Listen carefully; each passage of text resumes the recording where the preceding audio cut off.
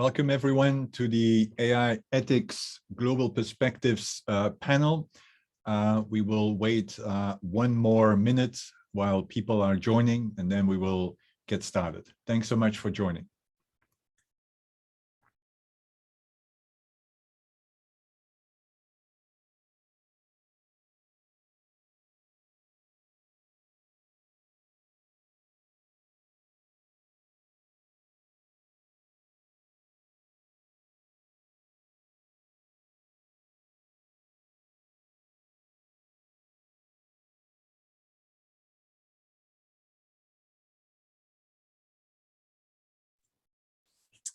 All right, let's get us started because we have a stellar panel today and a lot to share and a lot to cover in a 1 hour session here. So without further ado, let us get started. Welcome everyone. My name is Stefan Verhulst. I'm the co-founder of GovLab, and I'm delighted to moderate today's sessions around AI ethics global perspectives.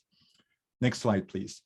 AI ethics global perspectives is a online course that for the last 2 years we have co-organized and co-hosted together with a range of actors and institutions. And they include the Global Consortium on AI Ethics that obviously was created by initially TUM, the Institute for Ethics of AI.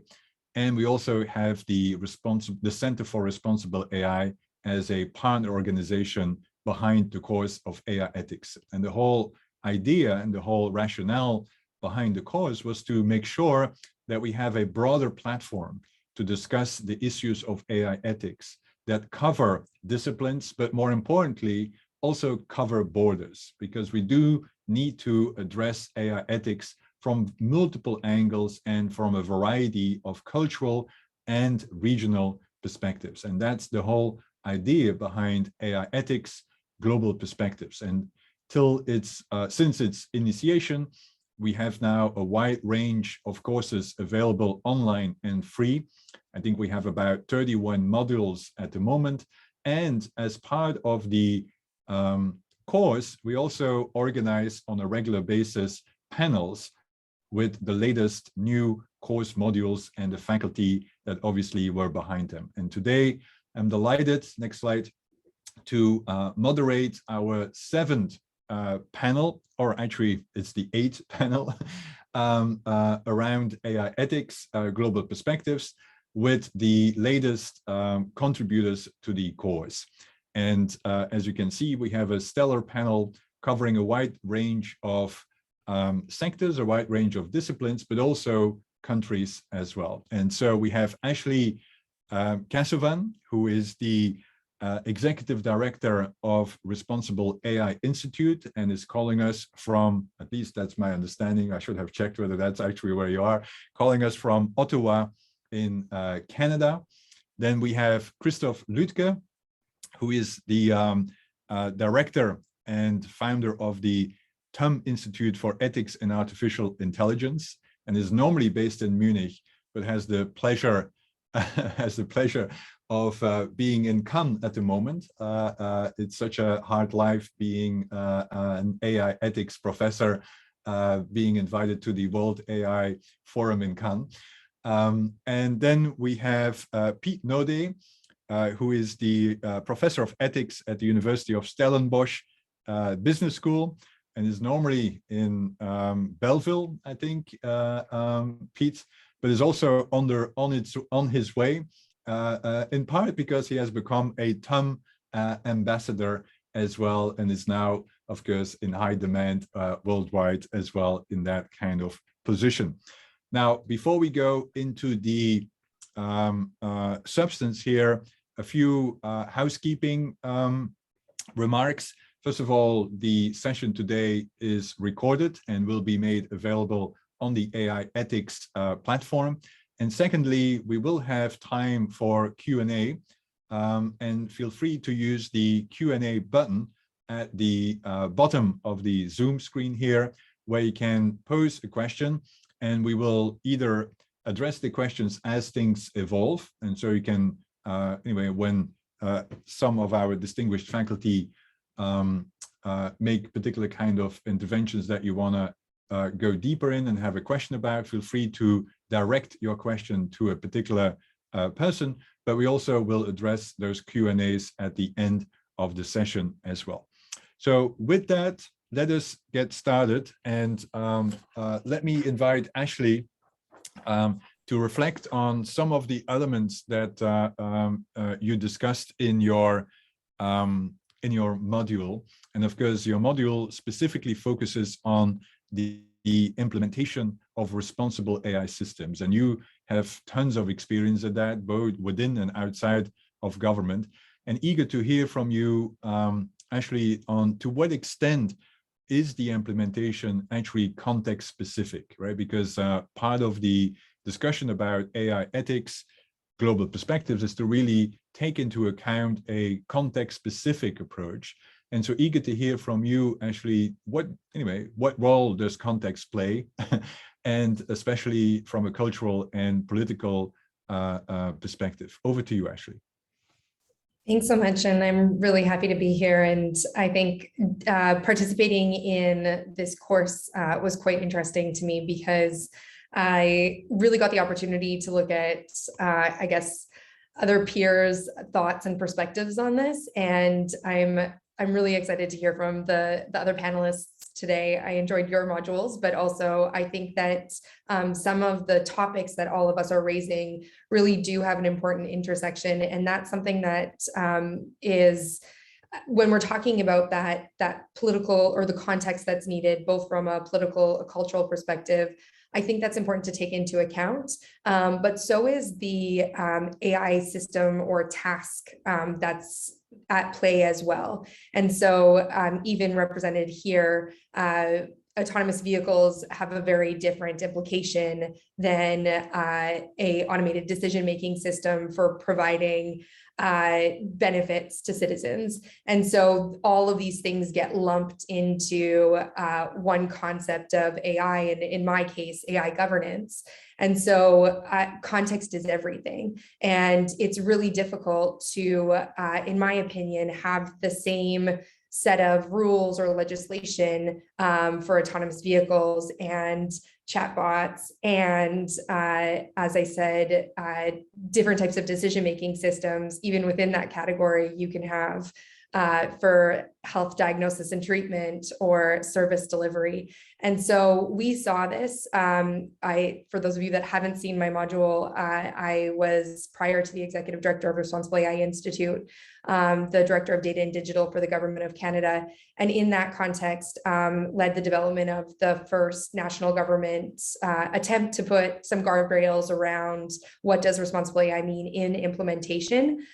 We started to tackle that challenge. So the policy itself is called the Directive on Automated Decision-Making Systems. Some of you might be more familiar with the algorithmic impact assessment. That's just a component of it. The algorithmic impact assessment does that residual risk score. And in that, we tried to get into some nuance, but the directive is really what sets those requirements that are needed. And they're good guardrails for all of these different types of systems. The requirements we put into the directive, things like notification, recourse, independent review, are good requirements to have. But what good looks like is really context specific. And that's really what I saw when working to implement the directive, was figuring out, okay, well, how does that apply to autonomous vehicles, because the government of Canada was dealing with that, but also passport control. And so these are different things that we had a big debate. At first, it was the responsible AI, the directive on responsible AI, and we narrowed the scope, recognizing that what we were focused on then was just automated decision-making systems. So that did take a lot of those different types of AI tasks out of scope. So I would just add that, again, in addition to the kind of political and cultural context, there's that system context that's quite important too. And then just to touch briefly on the political and cultural comment, now that we've kind of gotten through in the work that we're doing, I've taken those challenges that arose in the government context, recognize that having different stakeholders with different types of perspectives, both in academia, civil society, but in industry itself, it's really important to actually test out, again, what does good look like and what's acceptable within different cultures as well. And so that's what we're working on getting into. When we first started in Stefan, when you and I first met, our Responsible AI Institute was called AI Global. And part of the challenge in why we changed our name was because AI is already so big in the global context, and trying to really meet all of those different cultural needs was a challenge. And we recognize that we needed to start somewhere. And so we've narrowed our scope to Canada, the US, and Europe, including the UK. Now we need to make that distinction, but even in that, you were able to do some A/B testing on different cultural norms that exist. And even though Canada and the US are quite close, we do have cultural differences, but political differences, maybe not in the way that one would think, but just in how governance works. So the difference between a parliamentary and a presidential system has different types of regulations and rules and ways that oversight is provided. So within the context of the work that we're doing, we're testing all of those different factors out and seeing where there's a lot of similarities. Like I said, notification's still a good thing no matter what. To the extent that you go about doing it is dependent not just on the use case, but also on as a result of then the cultural. So I'll leave it there. Great, and being fascinating and very, anyway, an important insight, of course, because there's a lot of discussion about, anyway, AI governance as if exactly there is no divergence and distinctive kind of technologies involved. And then there's also quite often an assumption that, of course, the context is universal, right? And I think your lesson learned here and the module really hones in on the fact that we need to become more sophisticated. But at the same time, I think there's always a challenge actually of, all right, so how do we then, anyway, know, right, what good looks like, right? And I think one of the efforts that you have worked on is, of course, this whole effort towards certification, which is quite often a mechanism and a tool to actually then, anyway, provide for a certain level of trust, but also guide the way certain kinds of policies and recommendations are implemented.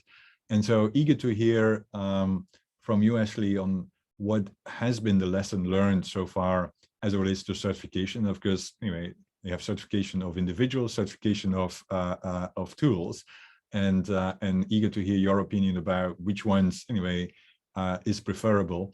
And then anyway, also, anyway, key question with certification that I always have is, of course, who is the certifier, right? And how do you go about actually establishing a certain kind of trusted mechanism here? Over to you. Yeah, thanks. A lot of questions. I Sorry. will try not to I should have been spend more the entire targeted, hour but, just on yeah, and you have a minute actually to answer. No, I'm joking, but yeah. Those are all the important questions. So just to try and be as expeditious as possible, what we're focused on is certification of systems. So looking at the data, the model, and the context associated with the system, recognizing there could be multiple models or an ensemble of models within one system. I hesitate to say that that's at a product level, but that scope is what we're testing out. Does that make sense? But there's inherent issues with calling it a product as well. So that's just the scope, and I think that's important. There's work underway that many people are doing around certification of individuals.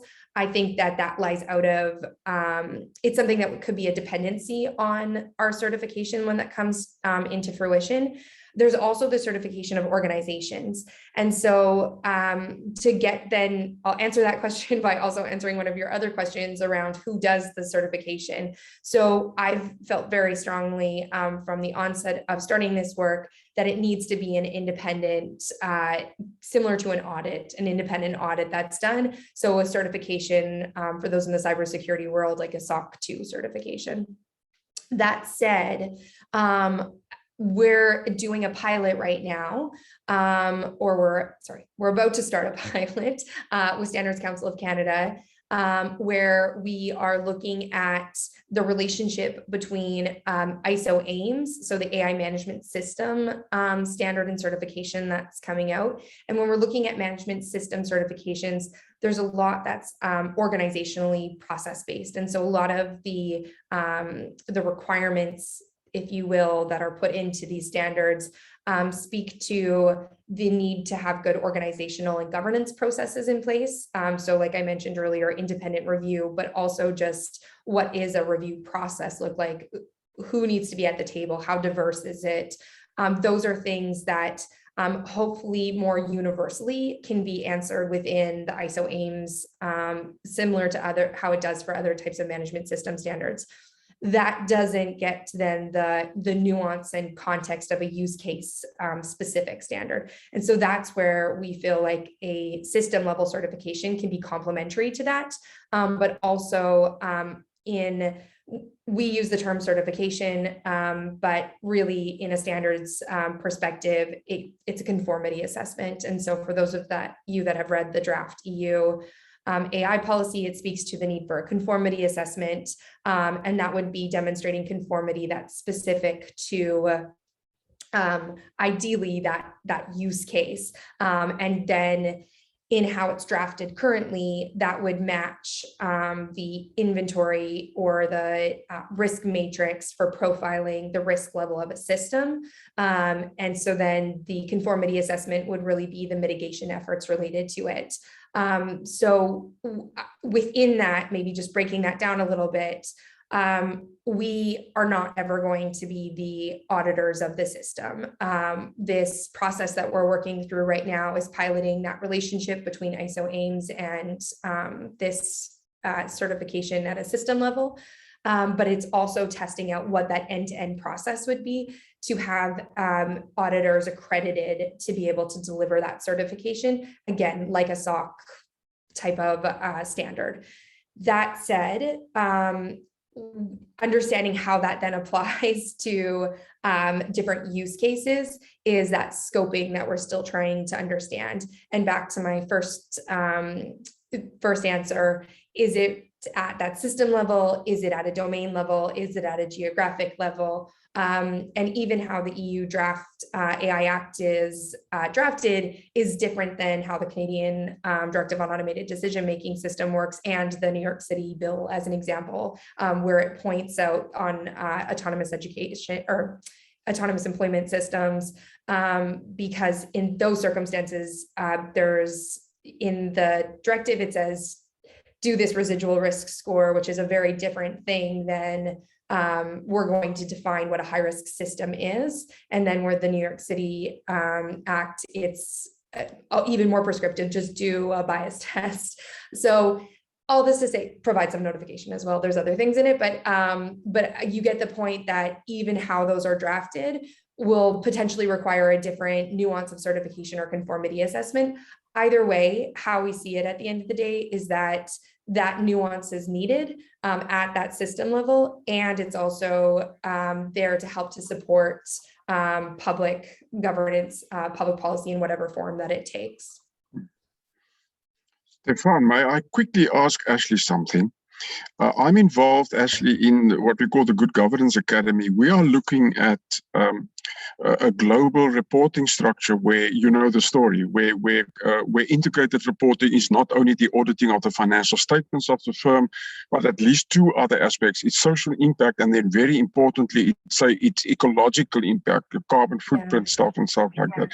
And we really struggle because of these different jurisdictions and different organizations running different things. So two questions to you. Number one, do you think that technology will become a separate audited function of integrated reporting? My second question is, if that is so, where do you think will the governance lies? I do. I don't know. Like, my background is in data architecture. And so I come from a background of working with enterprise architects. And thinking about how data and IT systems and the governance all fit together. And so that's why I go to things like a SOC 2 standard, because I see how cybersecurity and Exactly. and data governance all need to really fit together, and then that needs to be audited. For sure. That said, I think your nuance or the layer of adding in what happens with AI systems in these debates that we're having are then adding in two components. One is human rights and one is environment into it. And the certification process that we've developed speaks to human rights. I think it tracks to that quite well. We've decided to ground ourselves in the OECD AI principles, which then links to UN human rights framework. But then I would say we're light on the environmental side. We have one question related to it, but we are really thinking about how ESG principles can influence that work a lot better. And so, but there's already governance for ESG. So that's kind of that question of how do you blend this ESG governance plus your enterprise architecture and have those same bring those two groups together at a leadership level to have those discussions. And I think, again, an independent audit process that's supporting public regulatory requirements is a good answer to that. And we see a ton of overlap in what we're doing. And so in many circumstances, what we're checking for in the certification is, are you compliant with X standard, as opposed to trying to reinvent that. And I'll have to find it. I will while you're talking, but Netflix and a few other streaming companies have been working on a standard for streaming for energy efficiency. And we're not bringing that into our responsible AI conversation yet. And so it's something that's come up recently though. And one person, I was just talking to Gartner this week, I had a panel with the analysts, and one of the analysts from India really likened the environmental impacts to human rights issues. And I thought it was super brilliant way to kind of view that, whereas like in the West, that's not something that's as immediate to us. So back to the whole political culture thing and taking that into context, I think that's the way to do it. Anyway, I'll be quiet now. Apologies. No.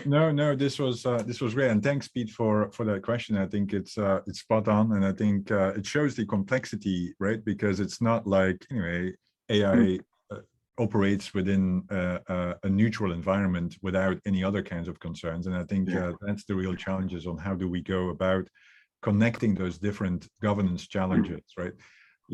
Where you suddenly have AI as the new kid on the block, right? To speak. But you mentioned actually the importance of use cases. And so let's go to Christoph to focus on one of those use cases, perhaps, which is, of course, autonomous driving, which in itself is kind of an interesting use case to think about the ethical and governance approaches. But Christoph, what is always kind of remarkable is that while we are talking about autonomous driving, we typically approach it from actually a past kind of mobility perspective, i.e. the trolley, right? And so you've done some work, and also in your module, you really have been advocating that we really need to go beyond the trolley model as a way of a metaphor for autonomous driving. And eager to, first of all, perhaps, Christoph, if you could, for those who don't know what the trolley model is, explain a bit what that is, and then also give your sense on, does a trolley still work for an autonomous vehicle kind of context, right? Yeah, thank you very much. I mean, I can only give a few remarks on the trolley model. I think that would entirely damage this the format of this lecture or this panel. But I mean, it is a thought experiment. Originally, it was a thought experiment invented by several philosophers in order to sharpen our intuitions about ethical theories. And in this thought experiment, you had the choice of, let's keep it very simple, killing either 5 people or 1 person. And then there are more complex versions of it. Then when autonomous driving came into discussion, then someone took it over, those guys from the MIT, but I think others as well, and turned it into seemingly very sexy thought experiment about autonomous driving, and I don't want to argue with that. It's very nice. It's really exciting to talk in these terms about it. But and here a comparison, I think comparison has not been made before. At least for those who know a bit about philosophy, there is the veil of ignorance as a tool by the famous philosopher John Rawls. And let's not discuss what it's about, but the veil of ignorance was a very popular and has become a very popular thought experiment.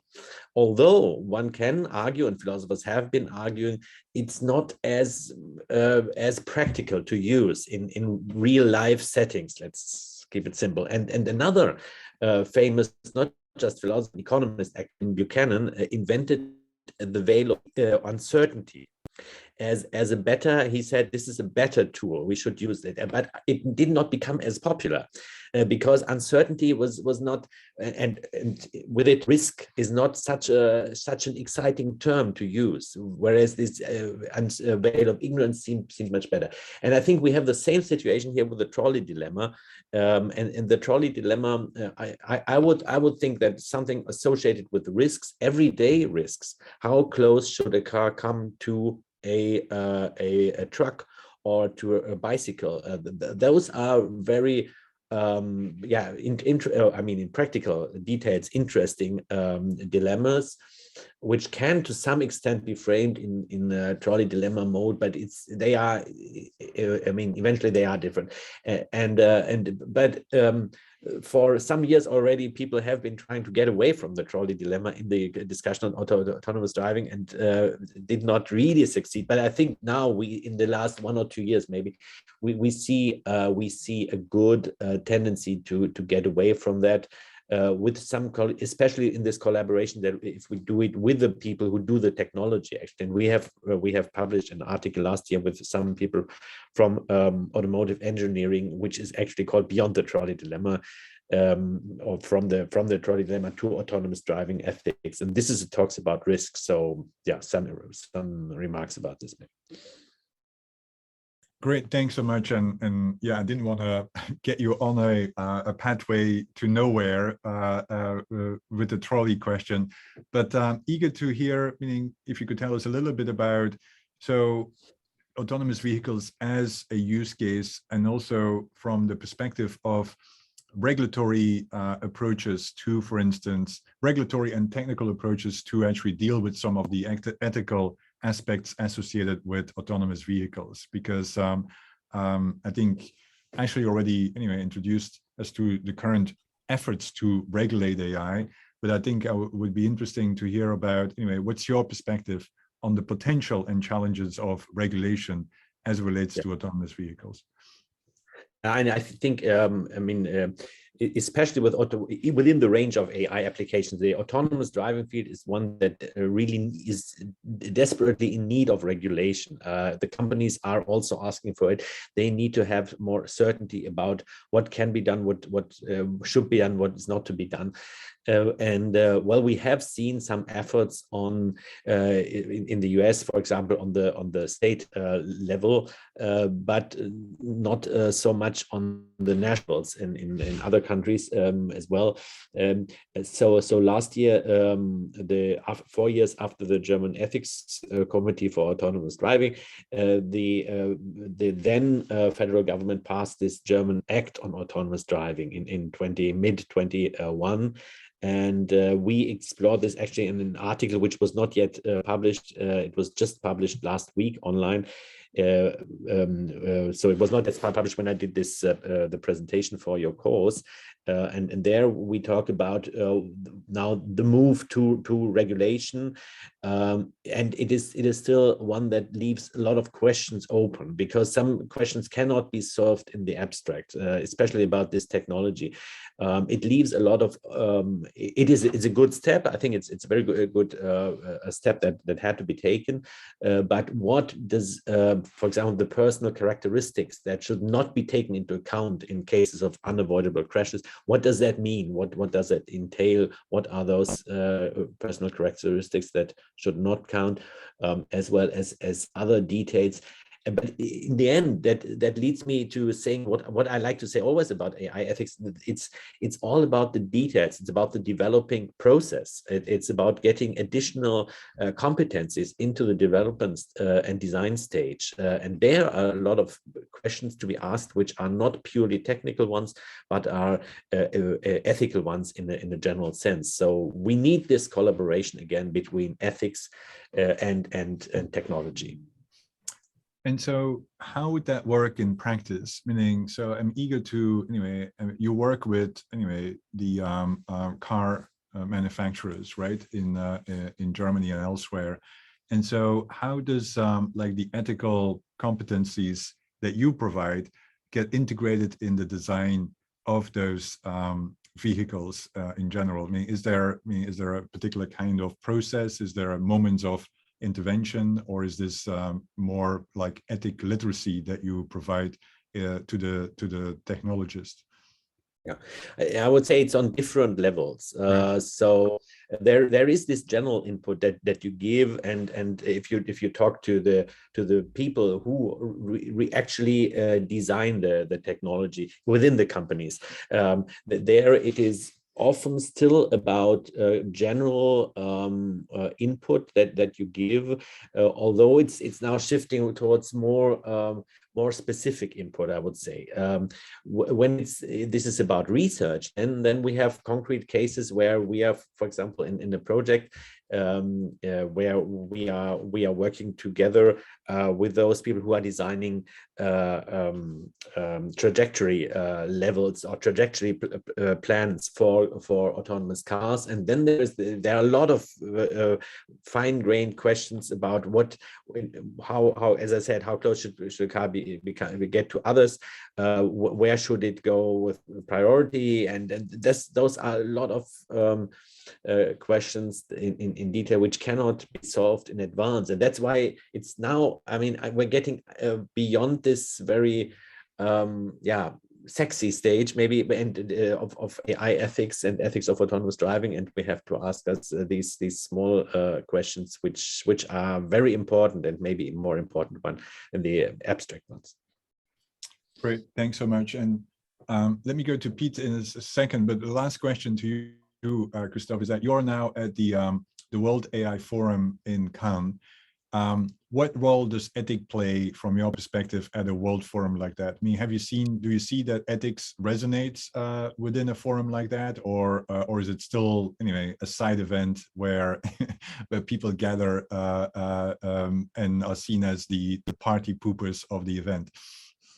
No, and that's amazing to see here, because it's really a huge event. It's the first event of this kind held in the same place as the famous film festival, and there is both an exhibition floor as well as a conference and more. And you see a lot of, I mean, all the major companies who are doing AI are here presenting their technology, but almost in every booth, or maybe in every, I would say every second at least, there is something about responsibility, about trustworthiness of AI, about explainability of AI, and explicit mention of ethics. I was just there at this, there was a pitch of startups in the field, and let's say every second of them had something with ethics or responsibility in the title. So this is really in the people from technology are recognizing that they need to integrate this into their system. So what I like to say always, AI will not fly without ethics. Great, excellent, and good to hear. Over to you, Piet, and thanks for being so patient here on the panel.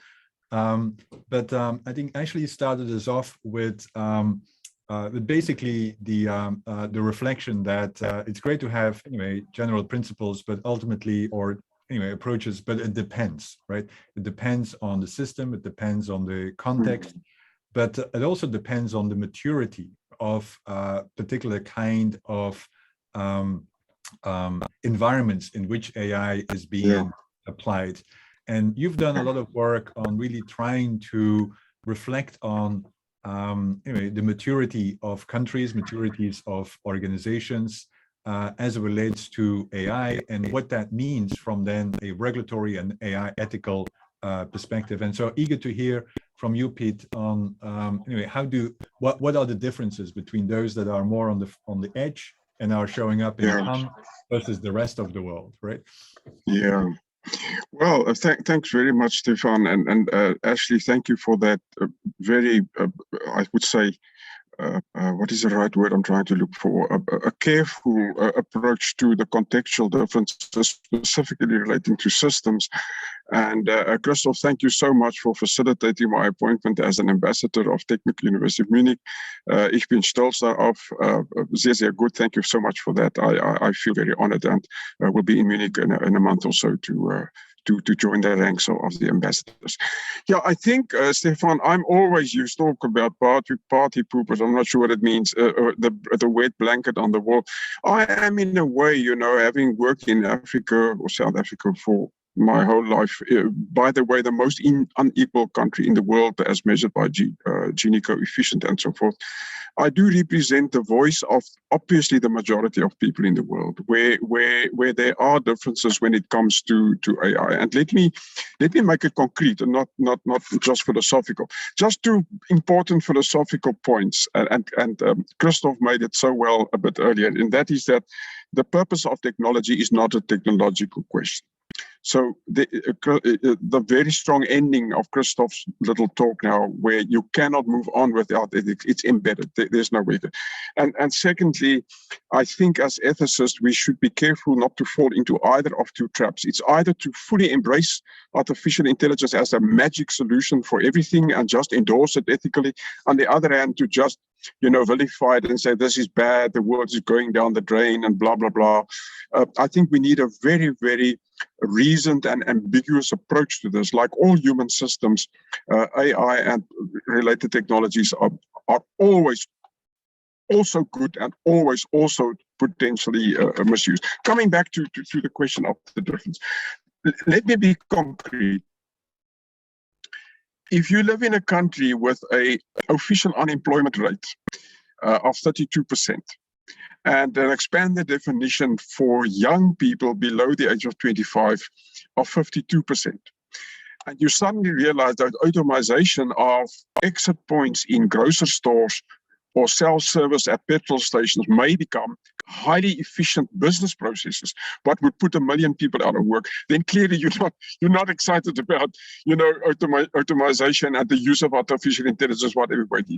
So I think if you come to employment, the whole idea of a post-work society, which is an interesting thought, Harari wrote about that, but you know, a post-work society can only be vaguely possible if you have a massive government infrastructure to provide, for instance, a basic income grant. And simply that is not possible around the broad, what we call the developing world. I mean, we talk China, we talk India, we talk sub-Saharan Africa, this is massive. So this is the first.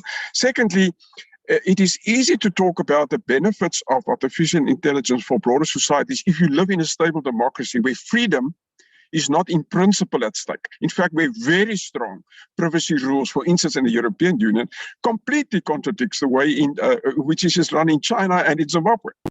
So one has to be careful. The question of what this can do to freedom, and that brings me to Ashley's point, where will the governance oversight lie? And it must be independent.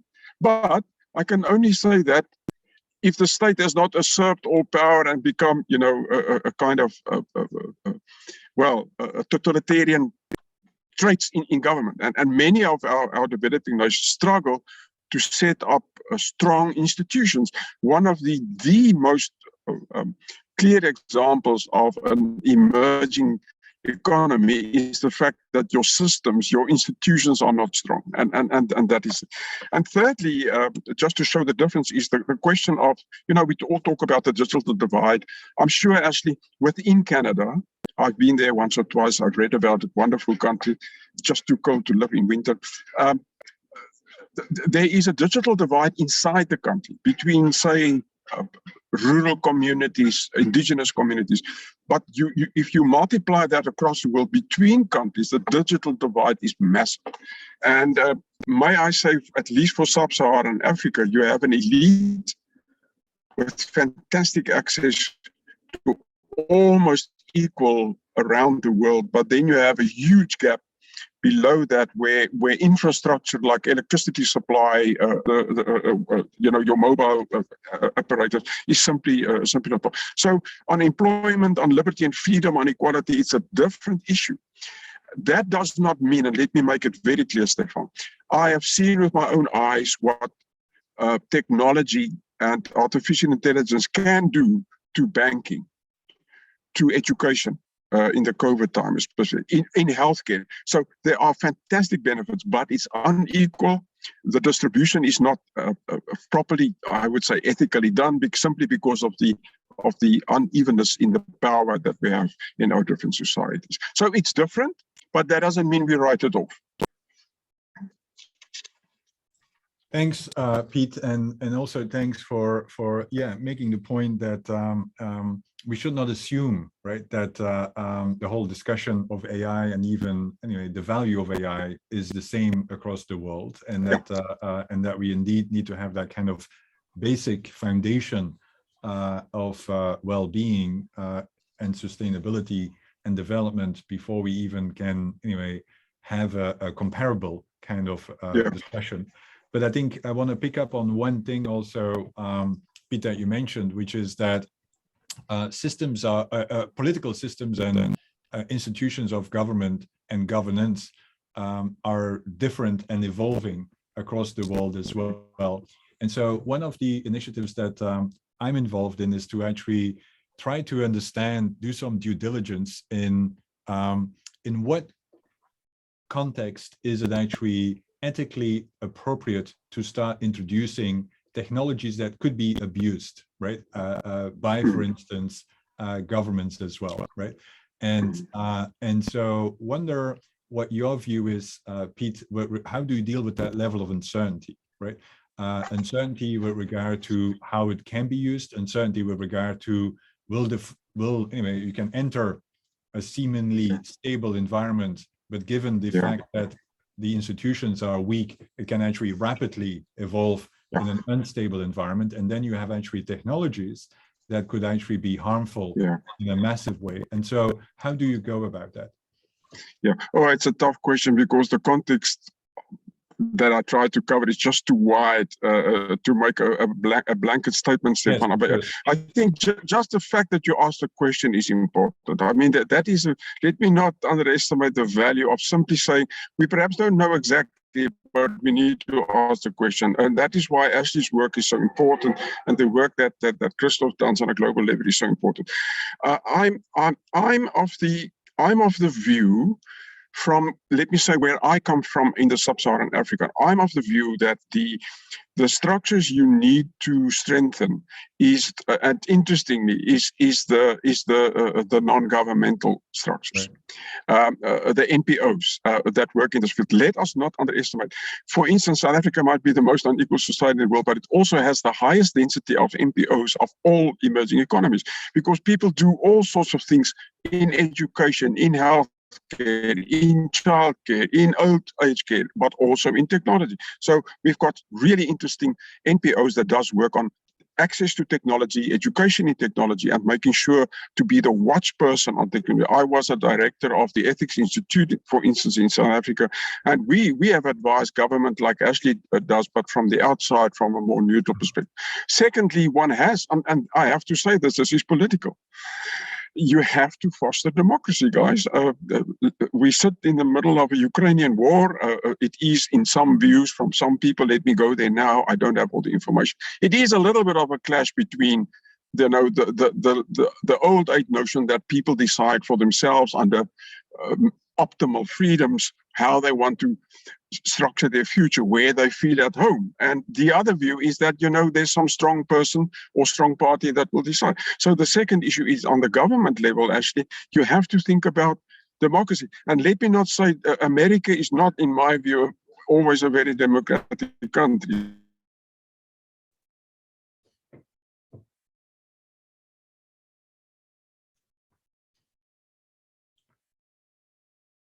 So let us not be idealistic here. We have seen the third thing is, and I must think, my hope lies more with private business knows, and Christoph just referred to that.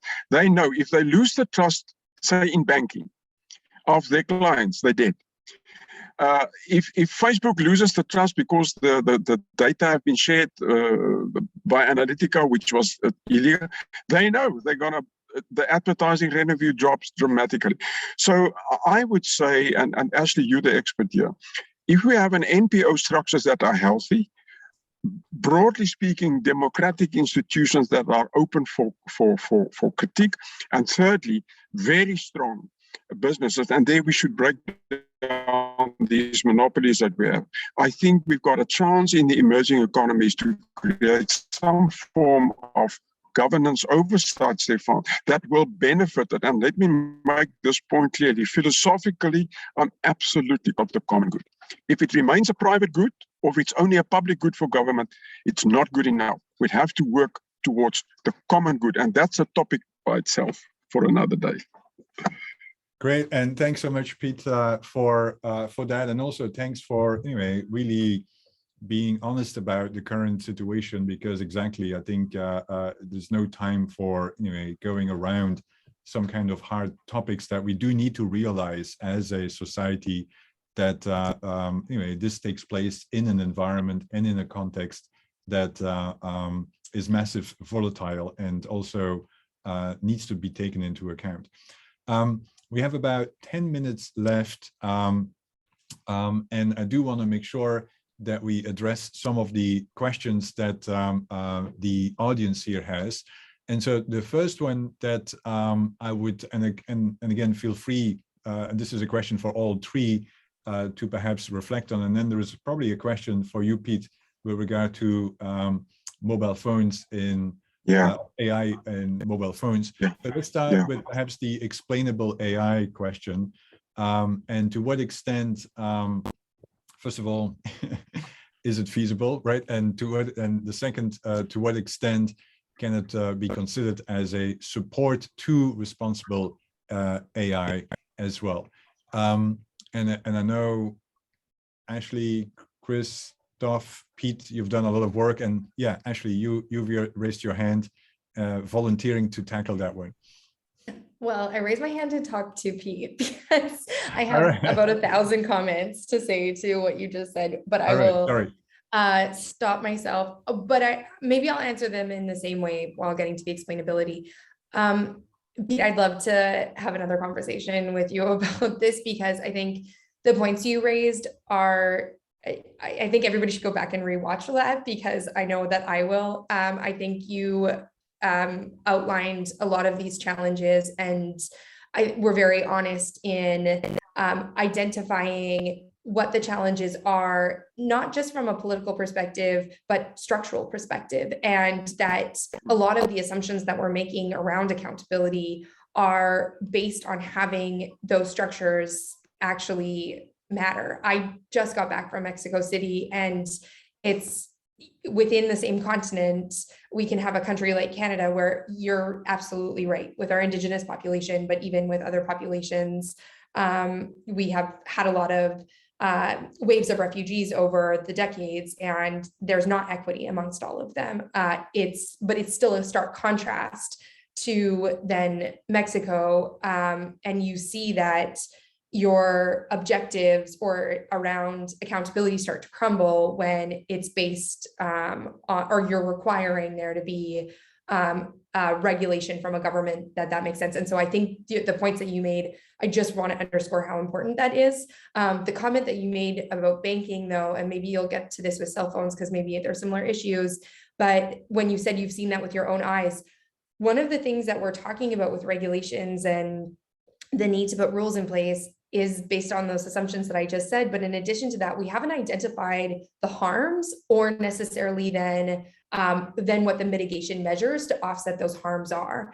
And so things like, I'd love to know what your experiences are with what you saw, and also that South Africa being that most unequal population, to how to figure out, if we don't identify those harms through an activity like a harms mapping, you don't then know what your objective is. Like, what are you doing to mitigate against that? So we're saying a lot of these things in generalities. But again, this goes back to the context question that we talked about at the beginning. So I just want to say that part of how we define responsible AI, at least in our context, but most of them that we've seen, includes explainability. I think explainability, though, we need to break down in a few ways, and there's also trade-offs to be made there. Full explainability of how a system works, we don't know how our brains work. So I think that at least depending on the use case, explainability needs to be thought about in a more broad context related to, is it explainability on the front end, or do you want to know the criteria that the decision was used to train to make that decision? Or do you want interpretability post facto? Or do you want transparency more so, which is the notification and understanding of there's a recourse mechanism in place if it didn't go as expected. And I also think that through that, we need to be able to understand what the gold standard is. So we're working on a skin detection use case right now with Memorial Sloan Kettering and a few other IBM, a few other organizations, skinopathy, and we're looking at the efficacy of this. But what was surprising to me was the efficacy of dermatologists, and especially in skin detection, because if you're going to have a melanoma on the skin, you're probably going to want to take it out. And what was interesting even about this data, not to get into this too much, but that we often want to take it out just for cosmetic purposes. And so then it creates a higher false positive rate in looking at the data.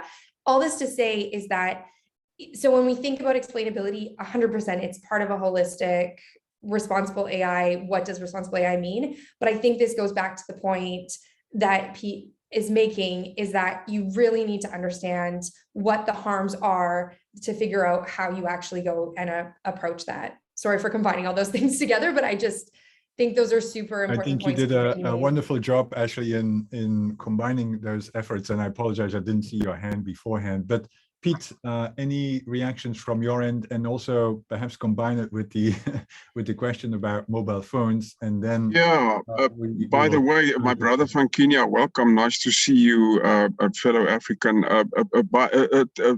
Mobile phones has the highest distribution of all technological devices on the African continent. Sub-Sahara, it's something like 84%. It's really, really good.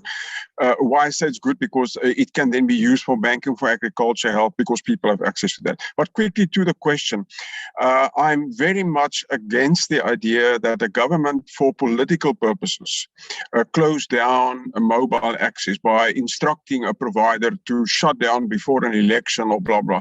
The moment there's a political interference and interference on free speech, the interference of government in mobile technology, in my view, is wrong ethically, because it limits our freedom of expression, barring obviously harmful speech and incitement to war, the normal things that you find.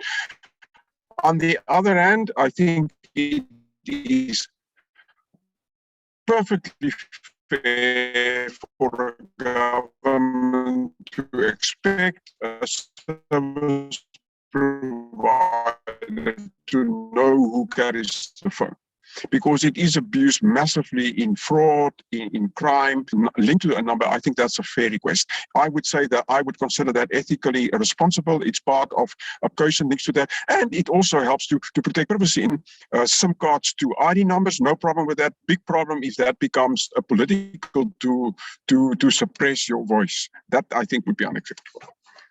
But as Christoph said, this is where AI is not so sexy. You have to give a clear answer right there on the spot. Great. Well, you did a good job, and I think we have about 1 minute left. And I'm sensitive to the time. You're all very busy people as well. But my usual question to end is, if you would have a magic wand, what is it that you would anyway do with it in the context of AI ethics and responsible AI? Meaning, and perhaps Ashley, I give you the magic wand first. And is there one thing that you say, look, if we only would figure this out, then anyway, we would have made progress? Is there anything that you feel should be prioritized? I think it's getting to what Christoph talked about. It's getting to these more nuanced discussions about what does good look like, how many inches between the car is effective. And without those discussions, we're not going to move forward we're just going to sit and have this conversation about how important ethics is for a long time. And Christoph? regulation. Sorry, Right. regulation. Christoph? Yeah, for just one thing, it's difficult, but I would say to get the different actors together and talk about these issues together, because we have seen a number of efforts which just were not in an organized way, and I think this is something very important to organize again this discussion among the different actors here, and this is currently done here at the festival, for example, but also in others. So, and I think this is also something that online events and panels can help, but will not be sufficient. Right. Great. Piet?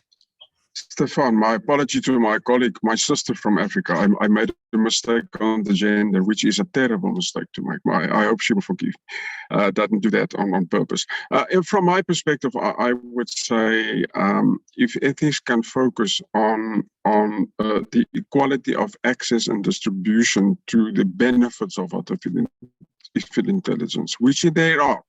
That would for me be absolutely wonderful, because as we move forward and our society becomes more and more technology driven, technology is no longer an auxiliary part of our society. It in fact constitutes our sociality.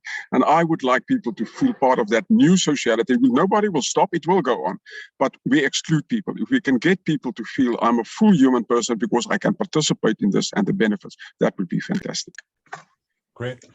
Wonderful. Well, I mean, this panel was excellent and is exactly the reason why we created the AI Ethics Global Perspectives course and panels, because we did manage to indeed actually go beyond the headlines and have a more nuanced conversation here, but also one that really brings in different perspectives that typically are not heard, because Piet, is not just unequal access to technology, quite often unequal access to the conversation.